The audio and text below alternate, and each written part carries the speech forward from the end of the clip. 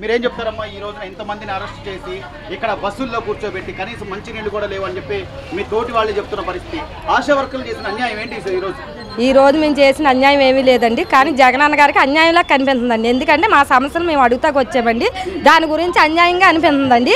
మాకు పనికిరాని ఒక ఫోన్ ఇచ్చారండి, ఆ ఫోన్లో యాప్లు చేయమంటున్నారండి. ఆ ఫోన్ అయితే పని చేయదండి, మేము పక్కన పడేసామండి. ఆ ఫోన్లో యాప్ చేయమంటున్నారండి. మా పిహెచ్ఎన్ గారు అంటారండి ఆ ఫోన్ పని చేయకపోతే మీ ఫోన్లో చెయ్యండి అంటారండి. మేము ఎలా చేస్తామండి? మేము 10,000 జీతంతో వచ్చిన వాళ్ళు మేము ఫోన్లు ఎలా కొనుక్కుంటామండి? యాప్లు పనిచేసి ఫోన్ మేము కొనుక్కొని చెయ్యాలండి. మాకు వచ్చేది 10,000 అండి, మేము 4 బతకాలండి. ఇప్పుడు రేట్లు బట్టి జగనన్న వచ్చే బాగా రేట్లు పెంచేసారండి. కరెంటు బిల్లే వచ్చేస్తుందండి. మా లాంటి వాళ్ళకి 1500 వస్తుందండి కరెంటు బిల్లు. మా కనుక ఏముంటాయండి? ఏమి ఉండవండి, కానీ 1500 కరెంటు బిల్లు వస్తుందండి. అది అసలు న్యాయమేనండి? 10,000 రూపాయల జీతంతో ఈ రోజున కరెంటు బిల్లులు అన్నీ పెరిగిపోయినాయి. మీరేమో ప్రభుత్వ ఉద్యోగుల కింద గుర్తిస్తున్నా, మీకు ఏ పథకాలు రావంటారు. మీకు పథకాలు రాక ప్రభుత్వ మీకున్న ఉద్యోగాల్లో జీతాలు పెరక ఇంకా ఎలా పొగులల్లా చేస్తారండి. కానీ మాకైతే డే అండ్ నైట్ అర్ధరాత్రి అయినా, భోగి రోజైనా, పండగ రోజైనా, అర్ధరాత్రి అయినా 2 డెలివరీలు ఒకసారి అయినా సరే వెళ్ళిపోవాలి. అర్ధరాత్రి అయినా మేము వెళ్ళిపోవాలి.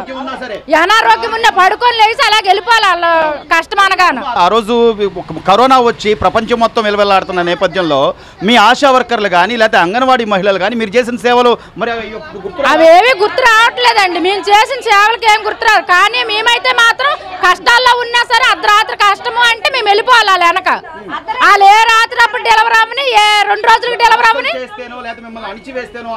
2 రోజులు వాళ్ళు డెలివరీ అవ్వకంటుండే వాళ్ళతో పాటు మేము అలాగ ఉండాలి. వాళ్ళతో పాటు అంటే ఎలక్షన్లు కదా, ఓట్లు వస్తున్నాయి కాబట్టి ఇది భయపెడుతున్నారు అంటున్నారు. మరి ఇదే భయం రేపొద్దున ఓటేసేటప్పుడు ఎలక్షన్కి దీనికి సంబంధం లేదండి. అసలు ఎలక్షన్ అనే కాదండి. మేము ఎప్పటి నుంచో చేస్తున్నామండి. మేము ఒక గడ్మీశ్రీ వస్తే 3 చోట్లకు తిప్పుతున్నామండి. భీమవరం తీసుకెళ్తే ఏలూరు అంటారండి, ఏలూరు తీసుకెళ్తే విజయవాడ అంటారండి. 3 రోజులు ఒకే యూనిఫామ్తో 3 రోజులు ఉన్నామండి. ఆ డెలివరీ కేసు అయ్యి వాళ్ళ బిడ్డని తల్లిని క్షేమంగా అప్పచెప్పి మేము వస్తున్నామండి ఇంటికి. మా ఇంటి దగ్గర భర్తలు కానీ పిల్లలు కానీ ఏమైపోయినా మాకు సంబంధం లేకుంటే వెళ్తున్నామండి. మిమ్మల్ని ఇంతగా అణిచివేసి మీ ఉద్యమం అణిచివేసే పరిస్థితి ఉన్న నేపథ్యంలో ఏం చెప్తాం? మేము ప్రజాస్వామ్యంలో బ్రతుకుతున్నామా అనే ఆలోచన మాకు వస్తుంది.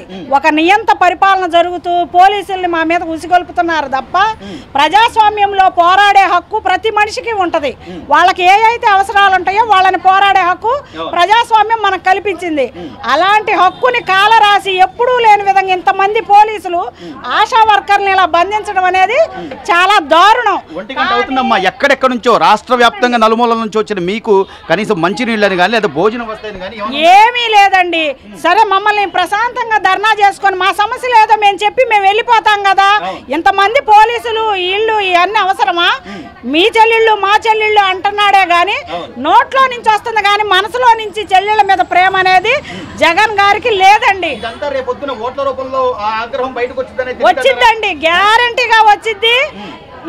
మా బాధలన్నీ అప్పుడు చూపిస్తాం. మీరేం చెప్తారమ్మా? ప్రభుత్వానికి ఇంతమంది వచ్చి ఈ రోజున బస్సులో కనీసం మంచినీళ్ళు కూడా లేకుండా ఏం చెప్పదలుచుకున్నారు మీరు ప్రభుత్వానికి? ఈ పాలన మాకు నచ్చలేదండి. తోబుట్టువులు కన్న వాళ్ళు ఎటువంటి ఇబ్బంది పెట్టరు. మా సమస్యల పరిష్కారానికే కదా వచ్చింది.